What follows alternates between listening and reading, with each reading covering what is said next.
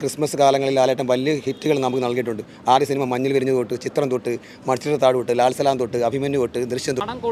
പിന്നെ എല്ലാ പടവും എവർ ഗ്രീൻ അല്ലേ മോഹൻലാലിന്റെ. പെണ്ണുങ്ങളൊക്കെ ഇടിച്ചേറും വക്കീലന്മാരും കയറും. കോടതിയൊക്കെ ആണെങ്കിലും പക്കയായിരുന്നു. നല്ല നല്ല സൂപ്പർ ഫിലിം, നല്ല നല്ല സൂപ്പറായിരുന്നു. മോഹൻലാലും അടിപൊളിയായിരിക്കും. ഇപ്പോഴും നടക്കുന്ന സംഭവങ്ങളൊക്കെ തന്നെ നല്ല രസമായിട്ട് ചെയ്തു.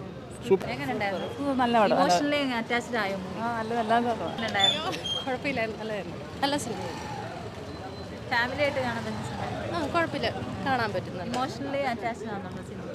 കുഴപ്പമില്ല. അങ്ങനെ ലാലേട്ടന്റെ കംബാക്ക് ആണെന്നൊക്കെ പറയാം. അങ്ങനെയല്ല, ലാലേട്ടൻ്റെ കുറേ പടം ഉണ്ടല്ലോ, നല്ല പടം ഉണ്ടല്ലോ. അങ്ങനെയൊക്കെ വെച്ച് നോക്കുമ്പോൾ എല്ലാ പടവും എവർ ഗ്രീൻ അല്ലേ മോഹൻലാലിൻ്റെ. ലാലേട്ടൻ സൂപ്പർ. എൻ്റെ ഏറ്റവും നല്ല പടങ്ങളിലൊന്ന് ദൃശ്യത്തിനെക്കാട്ടിയും അടിപൊളി പടം. വാസ്തവത്തിൽ കണ്ണ് നിറഞ്ഞാണ് ഞങ്ങൾ ഇറങ്ങിയത്. ഒരു സ്ത്രീ, ഈ സമൂഹത്തിൽ സ്ത്രീകൾ കാണേണ്ട ഒരു നല്ലൊരു പടമാണ് ഇത്. ദൃശ്യമൊന്നുമല്ല, ബെസ്റ്റ് പടം. ജിത്തു ജോസഫിൻ്റെ ഏറ്റവും ബെസ്റ്റ് പടം. ലാലേട്ടൻ എല്ലാവരും നല്ല രീതിയിൽ അഭിനയിച്ചിട്ടുണ്ട്, നമുക്ക് പറയാൻ പറ്റും. ഓട്ടിപ്പൊളി, ഒരു രക്ഷയില്ല. നല്ല സ്ക്രിപ്റ്റിംഗ് ഒക്കെ നന്നായിരുന്നു.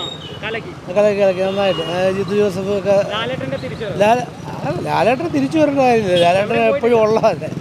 അതല്ല, എല്ലാം നല്ല നല്ല കോർട്ട് റൂം ഡ്രാമയാണ്. നല്ല അസലായിട്ട് പെർഫോം ചെയ്തു. ഇമോഷണലി ഒക്കെ നല്ല രസമായിട്ട് ചെയ്തിട്ടുണ്ട്. ഓക്കെ. ആരാ? ഇല്ലില്ല, ജിത്തു ജോസഫ് നന്നായിട്ട് നല്ല സ്ക്രിപ്റ്റിംഗ് ഒക്കെയാണ്. എല്ലാം നന്നായിട്ട് വന്നിട്ടുണ്ട് കേട്ടാ.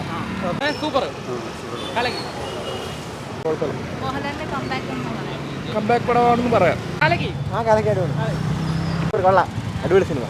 ലാലേട്ടന്റെ കംബാക്ക് ആണ്. നല്ല നൈസായിരുന്നു. അതെ അതെ, നൈസായിരുന്നു. നല്ല കോർട്ടൂൺ ഡ്രാമയാണോ? അതെ അതെ, നല്ല സിനിമ. പെണ്ണുങ്ങളൊക്കെ ഇടിച്ചേറും വക്കീലന്മാരും കയറും. നല്ല നല്ല സ്ക്രിപ്റ്റ്. Okay okay. കണ്ണ് നിറഞ്ഞില്ല. കുഴപ്പമില്ല, നല്ല സിനിമ, നല്ല സ്ക്രിപ്റ്റാ, നല്ല സ്ക്രിപ്റ്റാ. ലാലേട്ടന്റെ കംബാക്ക് ആണെന്നൊക്കെ പറയാം.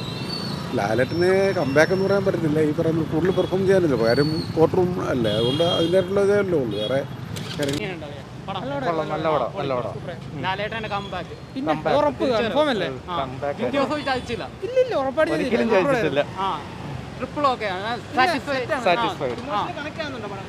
പിന്നെ പുള്ളി പറഞ്ഞല്ല തന്നെ ഒരു ഇമോഷണൽ ഡ്രാമ തന്നെ. അത് തന്നെ പടം. പക്ഷെ നമ്മളെ നന്നായിട്ട് ത്രില്ലടിപ്പിച്ച് പുള്ളി പറഞ്ഞ അത്രയും ത്രില്ലർ അല്ല, പക്ഷെ നമുക്ക് നന്നായിട്ട് ക്ലൈമാക്സും കൊള്ളാം. നമ്മൾ പ്രതീക്ഷിച്ചൊരു ഇത് തന്നെ വരുന്നത്. ഇമോഷണലി ഹുക്കാക്കുന്നു. പിന്നെ നന്നായിട്ട് 100% നല്ല രസമുണ്ട്. ഫസ്റ്റ് ഹാഫ് ഒക്കെ സൂപ്പറായിരുന്നു. ഫസ്റ്റ് ഹാഫ് പഞ്ച് ഇതൊക്കെ സൂപ്പറായിരുന്നു. ഫസ്റ്റ് ഹാഫ് നന്നായിട്ട് ഇഷ്ടപ്പെട്ടു. പുള്ളി കൊള്ളാം, നല്ല പെർഫോമൻസ് ആയിരുന്നു. തുടക്കം കണ്ടപ്പോൾ ഇത്തിരി ഇതാവുമെന്ന് കരുതെങ്കിലും പക്ഷേ പുള്ളി അവരുടെ പെർഫോമൻസ് കൊള്ളായിരുന്നു. ഇത് സ്റ്റീൽ ചെയ്ത മൊത്തം മോഹൻലാലാണോ അതോ അനശ്വരയാണോ? അവരുടെ ഇവർ രണ്ടും കൂടെയാണ് നന്നായിട്ട് പെർഫോമൻസ് വരുന്നത്. ഇങ്ങനെ പിന്നെ സിദ്ദിഖ് പുള്ളി സൂപ്പർ ആട്ടോ. സിദ്ദിഖ് പെർഫോമൻസ് ഭയങ്കര. ഫസ്റ്റ് ഹാഫിൽ പുള്ളി പൊളിക്കുമായിരുന്നു. പടം കൊളുത്തല്ലേ? പിന്നെ തീർച്ചയായും പടം എക്സലൻറ്റ് മൂവിയാണ്. ഒരു പക്ഷേ നമ്മുടെ ഏറ്റവും മികച്ച ഒരു കൂട്ടുകെട്ടുണ്ട് മലയാള സിനിമയിൽ, ജിത്തു ജോസഫ് ലാലേട്ടൻ. ആ ഒരു കൂട്ടുകെട്ട് ഇവിടെയും സംഭവിച്ചു, വമ്പൻ വിജയത്തോടെ സംഭവിച്ചിരിക്കുകയാണ്. നമുക്ക് ക്രിസ്മസിന് കിട്ടിയ വലിയൊരു ഗിഫ്റ്റ് എന്ന് വേണമെങ്കിൽ പറയാം. ഒരുപാട് ക്രിസ്മസ് കാലങ്ങളിൽ ലാലേട്ടൻ വലിയ ഹിറ്റുകൾ നമുക്ക് നൽകിയിട്ടുണ്ട്. ആദ്യ സിനിമ മഞ്ഞിൽ വിരിഞ്ഞു തൊട്ട്, ചിത്രം തൊട്ട്, മത്സരത്താട് തൊട്ട്, ലാൽസലാം തൊട്ട്, അഭിമന്യു തൊട്ട്, ദൃശ്യം തൊട്ട്, അതുപോലുള്ളൊരു വലിയൊരു ഗിഫ്റ്റാണ് ഈ സിനിമയും. ഒരു എക്സലൻറ്റ് ഹിറ്റായിരിക്കും. പക്ഷേ നേര് എന്ന് പറയുന്നത് ഫാമിലി നല്ല രീതിയിൽ ഇടിച്ചു കുത്തി വരാൻ പറ്റുന്ന ഒരു ഐറ്റം എടുത്തു വെച്ചിട്ടുണ്ട്. എക്സലൻറ്റ് മൂവിയാണ്. പിന്നെ യഥാർത്ഥത്തിൽ നമ്മൾ ഈ കോർട്ട് റൂം സിനിമകളെ കാണുമ്പോൾ ഉണ്ടാകുന്ന ചില പോരായ്മ അതൊന്നും ഈ പടത്തിലില്ല. യഥാർത്ഥ കോർട്ട് റൂമിൽ എന്തൊക്കെ നടക്കുന്നു അത്രയും വൃത്തിയായിട്ടും ഒരു ലാഗടിപ്പിക്കാനും ചെയ്തിട്ടുണ്ട്. അതുപോലൊപ്പം തന്നെ ക്ലൈമാക്സ് വരുമ്പോൾ ഉണ്ടാകുന്ന ഗൂസും സീൻസൊക്കെ വേറെ ലെവലായിരുന്നു. അനശ്വര ബാലൻ എക്സലൻറ്റ്, ഒരു മിക്കവാറും സ്റ്റേറ്റ് അവാർഡിലേക്ക് പരിഗണിക്കാവുന്ന ഉഗ്രം പ്രകടനം അനശ്വര ബാലൻ ഈ സിനിമയ്ക്ക് വേണ്ടി നടത്തിയിട്ടുണ്ട്. പിന്നെ ലാലേട്ടൻ അറിയാമല്ലോ, സിദ്ദിഖ് എല്ലാ പടം ചെയ്യുന്ന പോലെ അടിപൊളി റോളായിരുന്നു. ലാലേട്ടൻ പറയാൻ കുറച്ച് എന്താ പറയുക, ഒരു സൂക്ഷ്മാഭിനയത്തിൻ്റെ വേറെ ലെവൽ ഈ പടത്തിൽ കാണിച്ചിട്ടുണ്ട്. ക്ലൈമാക്സിലേക്ക് അടുക്കുമ്പോൾ നിങ്ങൾക്ക് മനസ്സിലാവും, സിനിമ കാണുന്നവർക്ക് മനസ്സിലാവും. എന്തായാലും ടോട്ടലാലിറ്റിയിൽ എല്ലാവർക്കും ഒരു സംതൃപ്തി നൽകിയ ഒരു മോഹൻലാൽ ജിത്തു സിനിമ തന്നെയാണ് നേരോടെ. ഇമോഷണലി അറ്റാച്ച്ഡ് ആണ്. പക്ഷേ അതൊക്കെ നമുക്ക് ശരിക്കും എന്താ പറയുക, കണ്ണ് നമ്മൾ നിറഞ്ഞ് സന്തോഷത്തോടെ പോകാൻ പറ്റിയ രീതിയിലാണ് അതൊക്കെ വെച്ചിരിക്കുന്നത്. ഉഗ്രം പെർഫോമൻസ് സിനിമ. എല്ലാവരും, ഓരോ ജഗദീഷ് ആണെങ്കിലും ശാന്തി ആണെങ്കിലും എല്ലാ കഥാപാത്രം എടുത്തു നോക്കിയാൽ അവർക്കെല്ലാം ഒരു അത്ര സ്പേസ് കൊടുത്താണ് ഈ സിനിമ ഒരുക്കിയിരിക്കുന്നത്.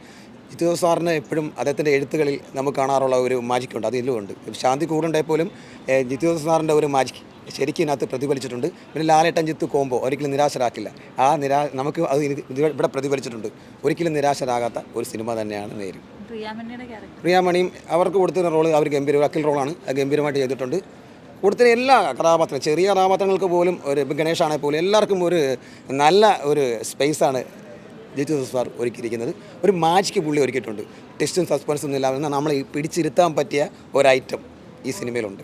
അതാണ് ജിത്തു ലാലേട്ടൻ കോംബോ. നമ്മളെപ്പോഴും വിശ്വസിക്കുന്ന ഒരു കോംബോ അതിവിടെ ആവർത്തിച്ചിട്ടുണ്ട്. ഇനി അടുത്ത പടം ദൃശ്യം 3 ആണെങ്കിലും അത് വരും, ഉറപ്പാണ്. അതോടൊപ്പം റാം, ഇതൊക്കെ വലിയ പ്രതീക്ഷയായി. അവർ തമ്മിലുള്ള കോംബോ വന്നപ്പോൾ തന്നെ നമുക്കുണ്ടാകുന്നൊരു പ്രതീക്ഷയുണ്ട്. അതിൻ്റെ അപ്പുറത്തായിരിക്കും ഇനി റാമും ദൃശ്യം 3യും. ഓക്കെ.